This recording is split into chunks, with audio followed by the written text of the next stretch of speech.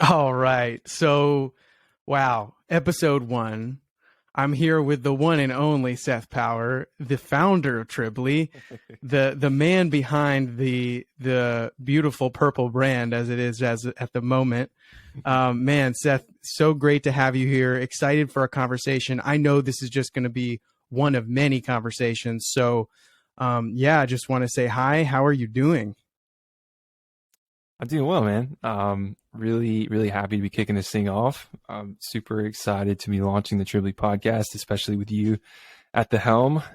It's something I've been wanting to do for a long time. So really excited about finding a good use case for the podcasting world. Cool. Yeah, absolutely. I gotta say it's one of those moments, just to give sort of a personal take, like there's a term that I've used that I think a lot of people have probably heard before, maybe in passing, something like that. But there's this term called ikigai, where it's sort of this happy sort of centered place between what you're passionate about, what you can actually like do day to day, like which is actually feasible, what the world needs, and sort of all those things triangulating together. And this is just one of those things where I've always wanted to do this and be able to be in conversation like this, not to mention in the service of a platform like Tribly. So empowering artists, like talking about tools, like getting into the creative all these things. There's too many to name that I'm excited to talk about. And so just feels like that ikigai spot is getting bigger and bigger and bigger as we go. So really excited, I got to say, just to be here and talk to you about this. And I feel like it's only fitting that we have a conversation about Tribly itself and your relationship to Tribly, because, as we go forward, I can only see that Tribly is going to grow in size, and you're going to have a bigger team and more people on board. I mean, I'm one of those people. I'm so excited just to be here and contribute. So yeah, I'm really excited to get into that today. But to back things up and just start with like the very first like obvious question, could you talk about whether you want to use your own experience as an artist, because I know you're a musician yourself and that's your professional background as well, or sort of just like conversations you had or whatever. Could you talk a little bit about like the seed that would become the plant, or maybe the sprout, if we want to call it right now, with the beta of that is Tribly? Like, where did that start? Before the Web3, before the technology, before like onboarding, before all that stuff, before the, the funding and everything like that. Can you talk about that seed, that moment or that time or that inspiration? Yeah, that's a great question. Tribly was a process, and 2020 obviously was a year where everybody had to take a step back and figure out what their best move forward was. Obviously, everything got shook up, especially for people in the music industry. At the time, I was working in the music industry and I was working in the restaurant industry. And so I just got completely sidelined all of a sudden. And it was funny because a lot of this stuff had been percolating, and I had been thinking about these problems for a very long time. And I fell in love with the entrepreneurial process back in college. I majored in business. I actually was one of the few people that like loved writing business plans and like doing all the numbers and doing the simulations and like doing product development and like all this stuff. And I had no idea that I loved it until I did it. And so I knew at that point that I wanted to get into this world of like business building and creating. I was already in a state of creating constantly through music and stuff. And so this was just an opportunity for me to really flex that muscle, but I never really had the time. And so 2020 happened, COVID happened, and now suddenly I'm stuck here and I have all this time. And so I just started to put these ideas down on paper, and one thing led to another. And ultimately what I initially designed didn't even go by the name Tribly, and it wasn't anything to do with Web3. It was all kind of like traditional tech, but it was still totally focused on the relationship between artists and fans. Totally focused on like, how do we create stronger community here? How do we build a place where there's more what I would call like reciprocity between these two parties of like, every time a fan does something that benefits an artist, the artist has a system in place where they can also find unique ways to kind of give back to the people who make their careers possible. So that was really the seed that was planted. From there, it was just a matter of building it, which is honestly the hardest part. Yeah. Like, ideas are ideas, and you can have a lot of really good ideas, but when it comes to actually making it a reality, that's really, really, really difficult. Mm-hmm. And ultimately what happened with the first iteration of Tribly is that I couldn't get it off the ground. It was too expensive. It was a mobile app experience. Went by a different name, which there's no reason for me to utter that. Yeah, I feel you on that. and so I couldn't do it. And so I hit a wall, and I got pretty discouraged, honestly. And it was around that time that I was thinking, okay, I just need a starting point. And this was early 2021, and Web3 was still new to me, honestly. I mean, I knew about it, but I hadn't gone very deep. And so I started going really, really deep, and I realized, it was like a light bulb moment. I was like, wow, no, this is actually a lot better for what we're doing. If we can give people ownership, if we can track these transactions in that sort of a public way, and then essentially it fed into the original concept so much better from a technology standpoint that it was like, oh, this is what we need to do.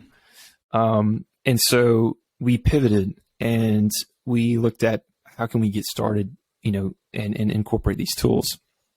And so we, went back to the drawing board, and I started over, basically. And what I came up with was Tribly, and what the first iteration of Tribly is right now today, on the market, is essentially what we could build with the resources that we had. And yeah, it's a process, man. It's such an incredibly rewarding process, but it's such an incredibly challenging process. But like you said, as far as the Ikigai stuff is concerned, like I'm just following my intuition. I'm just following, my feet, and this is where it led me. And there's probably a lot less stressful things that I could be doing with my time and my energy. But this is definitely what I'm passionate about. Is building things and creating things for people like myself, artists, people like you. And obviously you and I were both music fans too. Yeah. That's how we got started. And so, I'm creating that for myself too, as a fan. Yeah. I'm trying to create something that's ideal. You know what I mean? And, that's tough when you're a startup and you have limited resources to build, the ideal. And that's not, where we're at right now. We got to start small. We got to grow, and that's where we're at. And so it's, that's how it goes. Yeah. It's, it was when I was using the metaphor of a seed that grows into a plant, I realized, wait a minute, no, like, let's honor where it's at, like, let's honor that it's a sprout, that we're in the beta, like, and I'll, I right. Definitely, like, this isn't even a question of disclosing. I'm excited to say that I'm one of the artists that are part of the beta. I think I'm the 5th maybe artist that's released a collection on Tribly. And I, at the time of recording this podcast, Seth and I like literally just did this like yesterday. Like, this is so fresh. And I think there's something so beautiful about it. And I actually think it speaks to what you were saying about how your idea that, didn't come to fruition in its first season, maybe when it was before it was Tribly, before you knew about Web3 or emergent technology, like, there's something about that, how it lined up for you, and then it became Tribly, that I feel like is also the case in terms of the, how to put it, sort of like the experience of like being able to have a podcast like this as you build a platform. Like, rather than, for example, you waiting years before you have a podcast because it's like, well, Tribly isn't exactly as it's going to be. It's so valuable to have this kind of experience where it's like, no.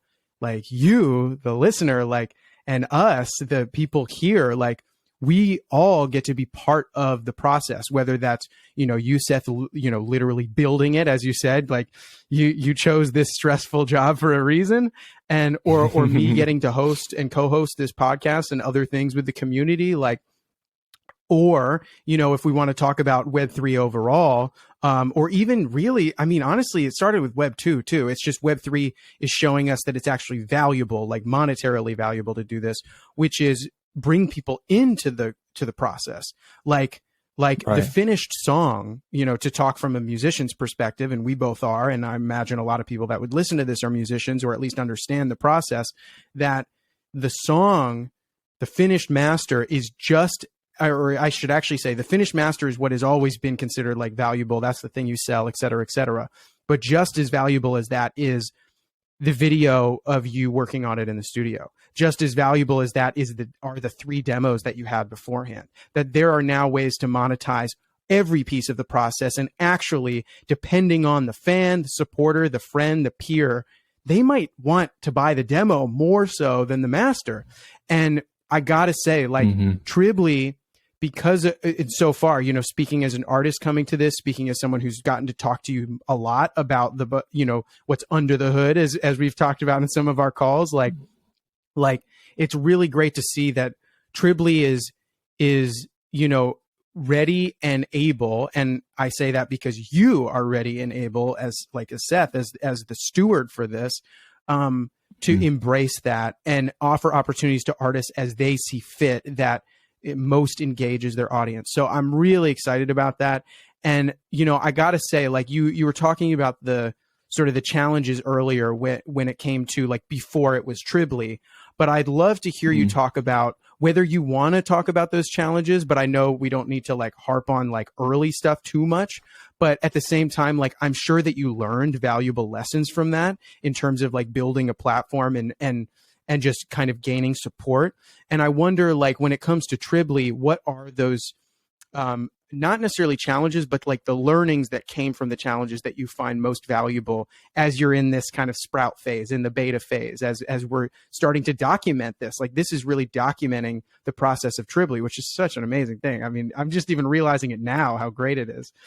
So yeah, do you have any learnings that you can share that you found to be most valuable?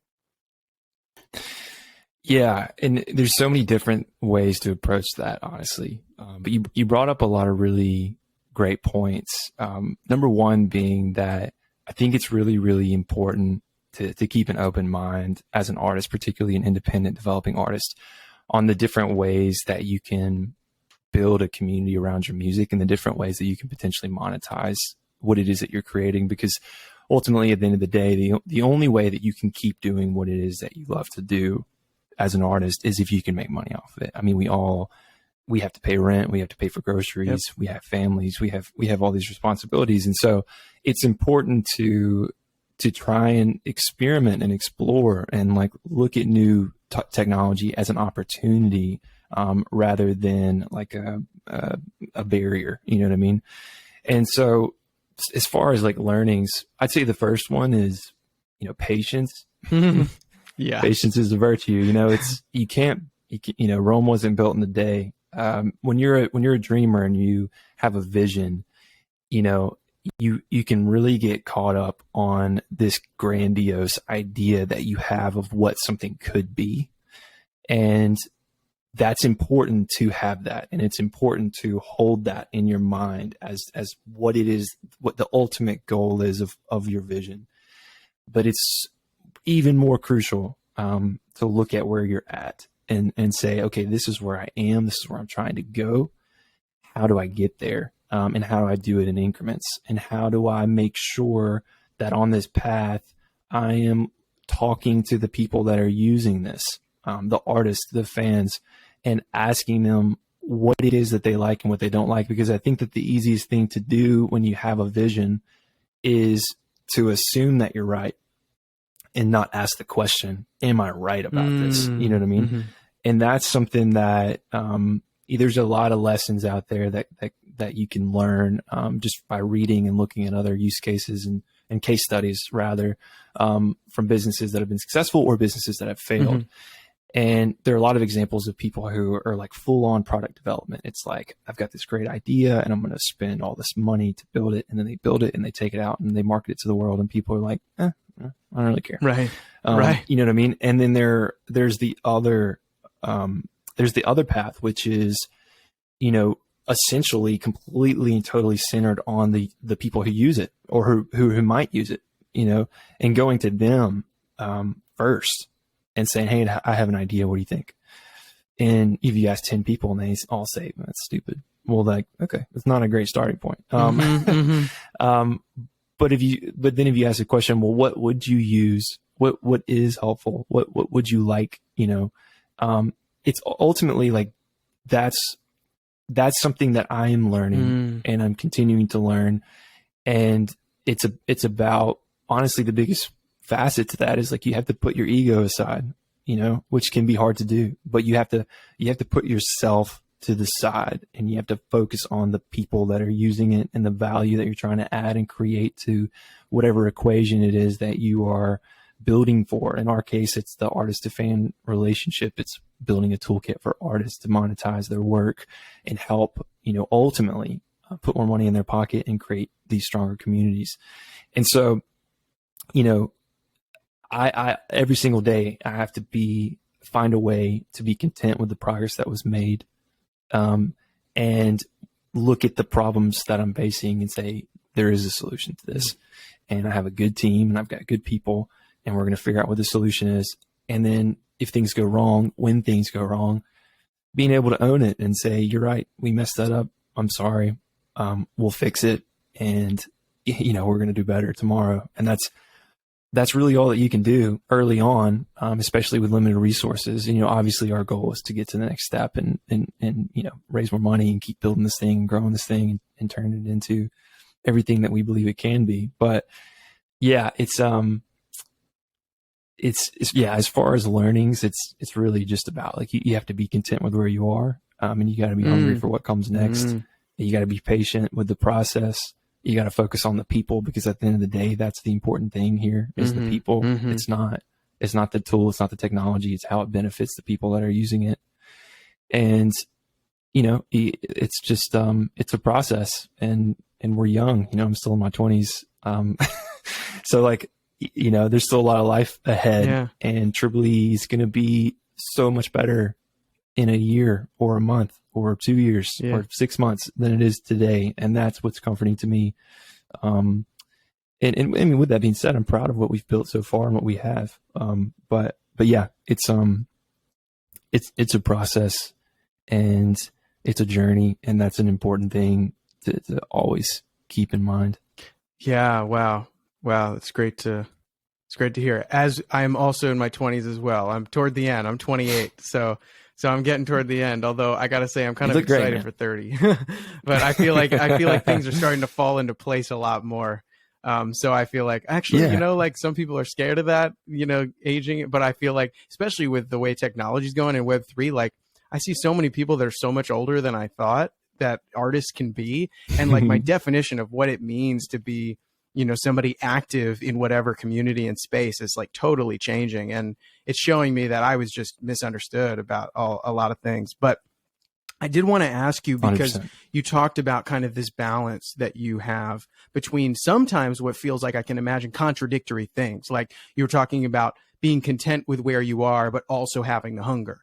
I know personally, it's quite a balance to draw. It's like, and it really seems to be an art, like knowing when to allow your hunger to drive you and knowing when to listen to the sort of still small voice within that's like, you're okay, you're right where you are, like you're right where you need to be, and you're doing fine.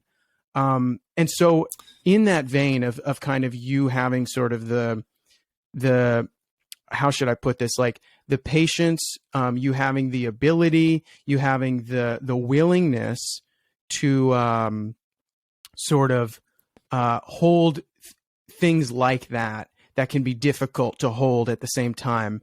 When it comes to that way of seeing like yourself in the world, when you found out about Web3 technology, we can call it emergent technology. Like we don't have to use the term Web3. At some point, it may not even be called Web3, but regardless, like, when it comes to the technology of the blockchain, or you want to use the word term NFTs, or you want to, whatever you want to use, we know that it's the new technology that is empowering people in many different ways. When you saw that, like, I can say for myself, like I was a little bit like, oh, is this another social media thing where like I have to now get involved in this too, and I have to learn this thing too? So I have to do Instagram, I have to do Twitter, I have to do Facebook, I have to do fucking TikTok. Excuse me, pardon me. Like I have to do like Web3. When you came across that the technological sort of aspects that, as you said, you were like, okay, got to go with this. What were the thoughts that ran through your mind, and how did your shift to like totally embracing it come into play? Was it complicated? Was it simple? Did you have a lot of research to do? Did you have anybody help you learn? What was the experience of embracing Web3 technology for you at that time? Yeah, that's a great question. I mean, you bring up a lot of really good points too, and like the frustrations that you mentioned as far as every single time something new comes to fruition. I think that every artist looks at it sort of with this mindset of like, okay, here's one more thing that I got to figure out, I got to do, and I got to work into my schedule, and I got to manage it, and I got to do this, and I got to do that. And everybody's telling me that I have to do this if I want to be successful and all this stuff. And to me, man, that was honestly such a huge inspiration for Tribly. Could there be a place like this fantasy world? Could there be a place where all of my fans could live? Yeah. You know what I mean? Like, could that place exist and still have me be active and engaged on all these other platforms? But think about it sort of from like not to be too like, marketing ish, but like thinking of it from sort of a funnel standpoint of like, if I go out and I'm active on TikTok and I'm active on Instagram and I'm active in all these places, and people find me there and they discover me there and they engage with what I'm doing there and they learn about my personality and my music, is there a scenario where I could bring them into a deeper connection in a like a community that I have more control over, as opposed to always having to do the song and dance? You know what I mean? Always having to be like, well, what are the algorithms doing today or next week, so that I can create content that's going to reach people. It's kind of exhausting. Some people are phenomenal at it, and my hat is off to those people.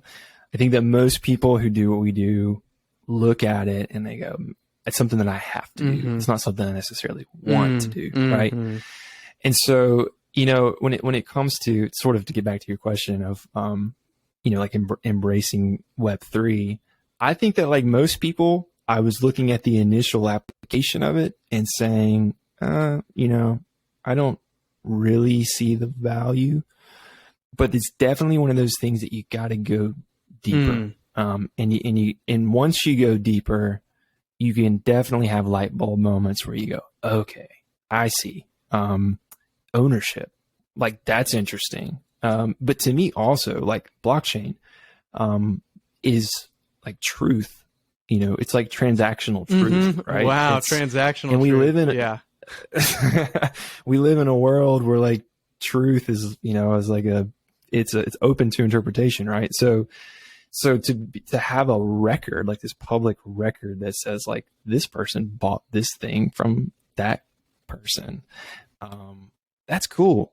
That's really cool. And there's a lot that you can do with that. And when it comes to like proof of fandom, when it comes to verified fandom, when it comes to like, we all know that like crazy Uncle Gary who was like, I knew about the Stones when they were playing in pubs, for 6 people.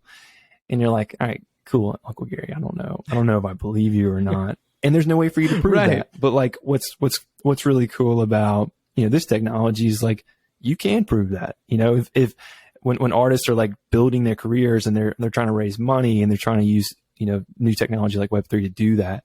And people like, they buy in to support ultimately the artist and what they're building, but then they have like this, like, I think of it as like a receipt, and like a lot of the stuff that we're offering on Tribly, like artists are offering real things like merchandise, access, experiences, all these things. So ultimately, like the primary value of what fans are buying is the access and the merch and like this new connection point.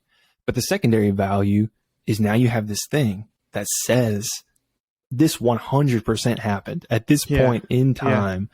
And like, that's really, really cool, man. That's not something, people can, I'm sure there's a lot of mixed opinions on Gary Vee, and like, I'm not a worshiper like some people are, but he says a lot of stuff that makes sense when it comes to all this. And one of those things is like, prior to Web3, you had an internet where you couldn't own anything but a domain. After Web3, you have an internet where you can own a lot of things. You can own, you can rattle off a lot of different things, music, gaming items, tickets, digital merch, an avatar. Like there's a lot of, the composability of it is really exciting. And I think that's totally true to say that no one's really figured it out yet. Everybody's experimenting. Everyone's trying to understand where the real value is. Everyone's trying to overcome the misinformation, because there's a ton of that. So yeah, it's like, there's a ton of challenges, but again, like when we were looking at it and saying, should we incorporate this? It was a question of like, I don't know, do we let fans own things or not? Like, okay, let's let them own it. If we can make it easy to use, let's let them own it. Because why not? Why not try to create more value? Why not try to create more incentives? Why not try to create a system and a setup where somebody can buy something to support an artist, and then because it's bought in, and there was scarcity around that particular offering, if that artist goes on to really become someone of major significance, and you can turn around and you can sell that later and you make money off of it, and the artist makes more money off of it. I mean, the smart contract, we haven't even started talking about that. Like that was the thing to me. I was like, man, this seems more mutually beneficial. Like when it comes to the original aim of Tribly, which was like, how do we create more reciprocity between, like on a transactional level between artists and fans? That was where I was like, okay, this potential value proposition is undeniable, right? So it's really just a matter of how do we create it? How do we formulate a system around it? How do we incentivize people to participate? And those are all very unique and difficult challenges, but ultimately that was the thing, it was like, how can we do that? And at the same time, like smart contracts and resale royalties. I mean, again, like, if you ask yourself the question, should we create a scenario where artists can earn on secondary sales or not? Why would you not choose that? Like it, and that's the thing is that, and people ask me all the time, why did you choose to incorporate this style of technology? Because it's harder. And I'm like, yeah, it might be harder right now, but I think it's better. I think it's better for artists. I think it's better for creatives. I think ultimately down the road, fans will look at it and say, this is better for me too. There's just challenges that have to be overcome in this phase that we're in right now. Right. And that's part of what we're trying to help solve those challenges. And we're not going to do it by ourselves. There's a lot of incredible companies out there. There's a lot of incredible people out there that are all building, all sharing. There's incredible sense of community within the space. Everyone seems very open to helping each other, which never really happens, honestly. And that's amazing to me, because I think that everyone has this mentality of like, the rising tide lifts all ships. You know what I mean? So if we can collectively bring this tide in, then we're all going to grow. We're all going to get better. We're all going to have more people interacting with what we're building and finding value there, and so on and so forth. And so again, to me, I tried to just look at it as simply as possible and say, okay, we can choose. We're at the beginning of this process of building this company. We can choose, do we let people do this or do we let people do that? Do we have a system, a public record that we can use for proof of fandom and verified fandom, or do we not? Like that's big, man. And the fact that it's publicly available and these things can be verified by not just us. It's not a centralized system, right? That's the whole idea, is that anybody can look at it and say, this is true. And it's not true because Tribly says it's true. It's true because this unbiased, interface right here tells me that, that did happen, on that day at that time between these two people. And that's powerful. Man, I gotta snaps to so many things you said, dude. So many things. Oh man. Yeah. That is it I really appreciate so many of the things you said, and one thing stuck out to me, particularly sort of within the context of conversations that we've had before. Like, at one time I remember you saying sort of Tribly is not necessarily only this, but willing to be Web 2.5 in the sense of what you said earlier about making it easy for artists and easy for fans, and this idea that it may seem more complicated right now, but in the long run, it is going to be better, and this is just the beginning. And so I wanted to kind of get your sense of, when it comes to things like you mentioned the term smart contract. We mentioned the term NFT in here. We mentioned the term Web3 in here. When it comes to Web3 terminology, Web3 understanding, that kind of metaphor and analogy, I should say, maybe, that we've had on calls from folks we've been talking to, that I've heard in other places too, which is that difference between, people like us that are willing and interested in looking under the hood of the car versus the person who, artist or fan or whoever, or maybe us too, at times, that are just like, I just want to sit in the car and drive it and like enjoy the experience. Like, when it comes to that feeling with the technology that Tribly is using, what's your, and this might change, and maybe it has already changed, but what's your perspective on the terminology, on the technology, and on sort of, we might call it onboarding, we might call it adoption, but what's your perspective on that in terms of its accessibility and the terminology itself? Yeah, it's a great question. I think that you have to be careful with the terminology, because ultimately, these are a lot of internal discussions that we had. Ultimately, it's a question of, like, you see a lot of the companies that are in this space, and they market themselves around the technology, right? And the capabilities of technology. And that's cool. But with Tribly, we are not the tech that we are using. We are a collective. We are music artists. We are music managers. We are music marketers. We are music industry people. We don't care really about Web3. We care about using tools and technology that will benefit artists and fans, right? So if you call it, Web3, if you call it Web 4, if you call it Web 5, 6, 7, 8, 9, 10, it doesn't really matter. So I think over identifying with that is a bit of a mistake, personally, at least for us, from my perspective, because I'm not willing to bet the life or death of our company on that stuff working or not working, and sort of being a part of the, unfortunately, the space, has not been branded very well. It's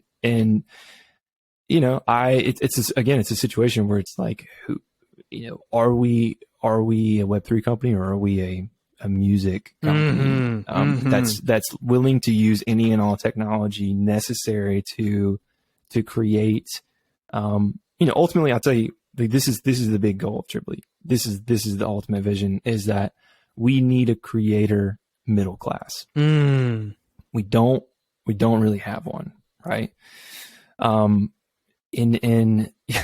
Let's definitely not start talking about like wealth and equality or anything like that. Next podcast. But like right. Let's not do that. But like, if you do sort of use that as an analogy, you've got the 1%, and then you've got the bottom 1%, and then you've got everybody in between. And like, when it comes to creators and the creator economy, that's getting so much better. It's getting so much better. But you still have a huge divide. And ultimately, it comes down to the technology that artists have access to make money, right? And the way that those systems work. And so it's a matter of saying, when somebody creates a company, like 9 times out of 10, somebody creates a company in the music space or whatever it is, they usually have a connection to it, but I rarely see them actually being like an artist or someone that's really done it and really walked in those shoes and really understands the challenge and the struggle. Mm-hmm. And so whenever you look at like emerging technology, like what we have with Web3 and stuff like that, to me, my thing is like, somebody's going to build it. Why not us? Why not an artist? Why not someone or a group or a collective that has our interest at heart? And it's not purely profit driven, right? I mean, again, you got to make money. It's a business. It's got to stay open. You got to make more than you spend. Otherwise you die, you know?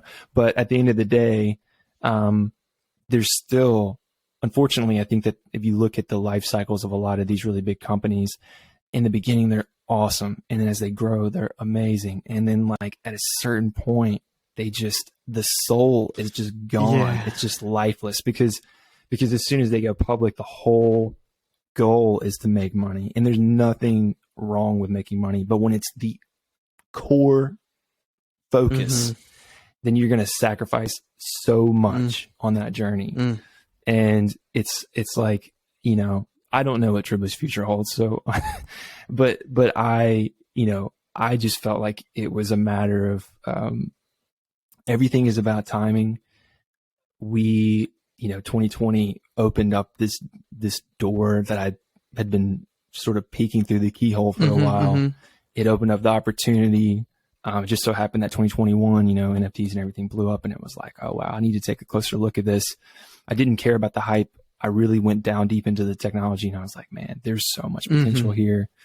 There's so many problems with the space. There's so much skepticism that is directed towards it, and it's all like good. I think that it's good that people are skeptical. I think that it's right to be that way about anything that's new. And obviously there's been bad actors that have come and taken advantage of people using this technology, and that gives it that's left a scar. You know, it's left a mark that has to be overcome. But ultimately, again, like this is a super long-winded answer to your question. That's great. But yeah, ultimately, when it comes to that, it's just a matter of like, we don't care. We don't really care so much about the technology as much as what potential it has to make an effect, have an impact on the people that we're passionate about serving and building for, which in our case is obviously artists and fans. Wow. Yeah. Yeah. Snaps again, dude. Come on. Yeah. Man. Yeah. I once again, like I really appreciate so much of what you're saying. And I was hearing earlier today, I was on a sort of just a little community call thing, intimate thing. And someone was talking about how they really feel like Web3 is a movement. And what I loved about that is it felt like in some senses Web3 is like, it's what you were saying, where it's like, it doesn't matter what we call it, like we're going to build this either way. And there's great technology, and some of it happens to be under the name Web3, it's whatever. But when I heard this guy say that, I was like, oh, like it's almost like Web3 is and the technology is catalyzing a movement that is eternal, that or at least that spans time beyond sort of that, in the way that you're talking about Tribly doing that, where it's like, yeah, Web3 technology has great stuff that we should take advantage of and use because it can be a benefit to artists. But like, it's like if there's a Web4, then we'll embrace that. It's like, we'll keep going. And I think there is something to, there's maybe aspects of Web3 that are like Web3 forever, or this specific version of this specific tech forever. But it seems increasingly more and more as maybe the space, as a lot of people call it, the space, the world, this movement, we might say, as it gets wiser, as it deals with the skepticism, as it acknowledges the scars, it seems like there's a sense of people recognizing that when it comes to like the Web3 movement, the movement is more important than the Web3 part. And that if we call it Web3, great. we don't have to be, deny the term, no worries. And I can tell you feel that way.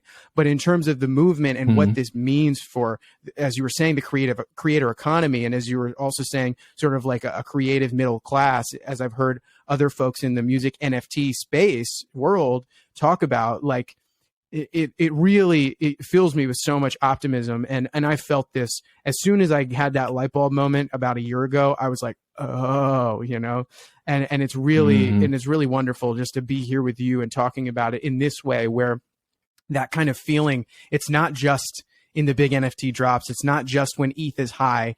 It's in these intimate conversations as well. It's with us talking as the person listening hears this and is learning something new, or is like, oh yeah, that's what I was thinking too. That I think is so valuable. And that's what shows me that the movement part is the part that will stand the test of time. So last question I have, and you were saying that you want to be open about the future. You don't know necessarily what the future holds for Tribly. And because I can tell that you hold sort of a light enough touch that you're willing to go with the movement of the current, of the flow of the river, so to say. But, you are also talking about the importance of holding a vision and being willing to hold a vision in an ideal situation. So, this is one of those questions where it's like, it's the kind of question we can tell is coming sometimes, but it's like, it's one of those questions where it's like, it's so important too, especially when you start to realize how powerful a vision and imagination can be. So I would love, if you're willing to imagine, maybe, let's say it's July 2022 right now. So July 2029. It's about to be 2030. So 7 years from now. So not 10 years, not 5 years, but like it's 7 years from now. It's about to be 2030. It's about to be a new decade. You remember when Tribly was just starting at the beginning of the decade? What is your ideal situation with Tribly looking like? And if you want, you can expand that to the creator economy as a whole. However you want to, what is the picture? What's the scene that you see that is your like most ideal, that is most viscerally like satisfying to you? Man, that's such a big question. Yeah, I know. It's such a big question. I love it. It's a fantastic question.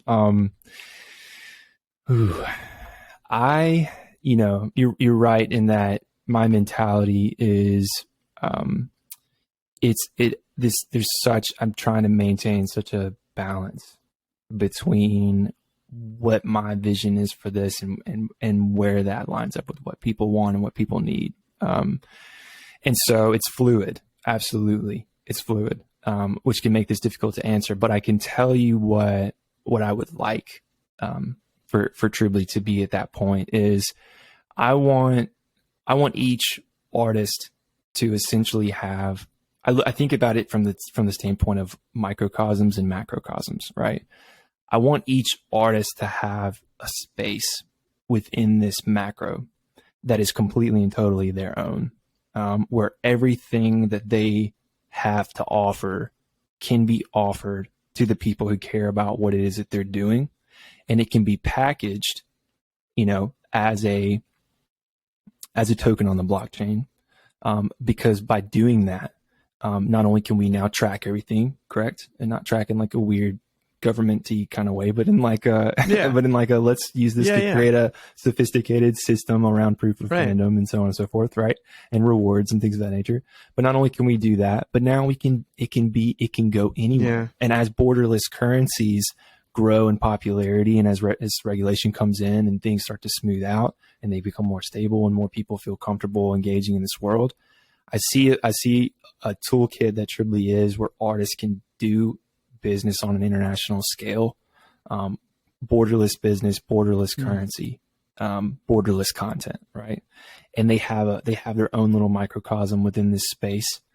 And ultimately, I think that we have to introduce a social element to it. We want to make it to where people can share the artists that they're into. They can share the projects that they're passionate about. People need to be able, like, music has always been something that people use as a form of self-actualization. It's all about identity, right? So we obviously we want to add that into the equation, because like, this is what, when people think about, like, when you go to someone's Tribly page and in 3 years, 2 years. And like, you'll be able to see everything, every artist they've ever supported, every single batch they've ever purchased. Yeah. You know what I mean? And that becomes a part of their identity, Yeah. right? Where it's like, these are the people that I'm passionate about. These are the artists that I've empowered as a fan. And not only that, but with this technology, I can now participate in this in a new way. It's almost like you're sort of purchasing a form of like unofficial like equity in this artist, right? Because you're financially empowering them, and the artist is using a system that has the potential to financially empower you as a fan and as a participator in this art. And Tribly's role in this obviously is a facilitator, but at the same time, to me, it's about harnessing the collective energy of the whole platform and applying that in ways that can only be done by putting a lot of people together and mobilizing them in a single direction. And so I think that it ultimately is going to come down to like a triangle effect where it's like, here's the fan, here's the artist, and here's Tribly. And we're just trying to facilitate the best possible experience between these two entities while at the same time tapping into the collective power of fans, the collective power of artists, and harnessing that total energy to be put forth and to be put to use for whatever it is that our community feels passionate about, whether that's charity work, whether that's funding, large projects that have to do with music education, which is something that I'm really passionate about. Whatever that may be, I think that that's ultimately the goal here is like we create this toolkit, right? But we create a social element. We give people the opportunity to share. And like beyond that, one of the things that is great about Spotify, there's a lot of things that aren't great about Spotify, but one of the things that is great is the discovery element, right?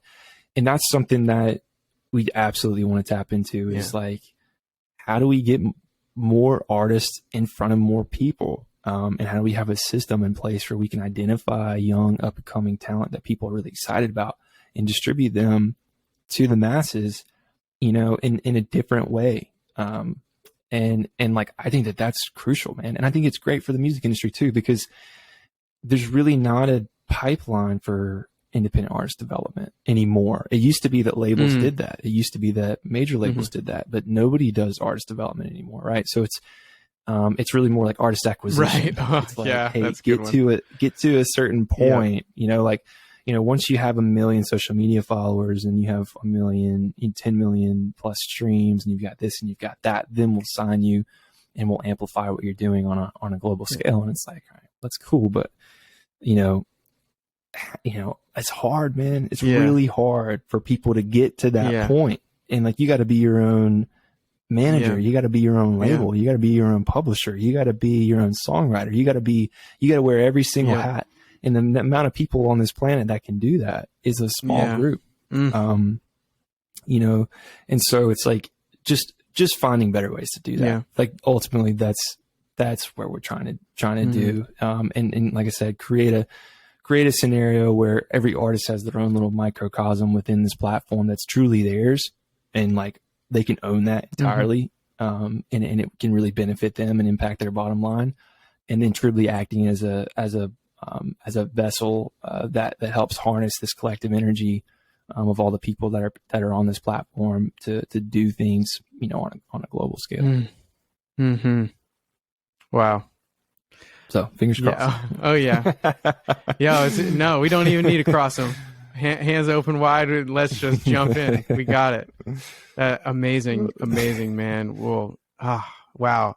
I want to next time we have a one-on-one conversation opportunity on the podcast. I would love to talk to you about music education, your passion there, and what you see happening, and potentially how it relates to Tribly or not. Just kind of like how it relates to your experiences.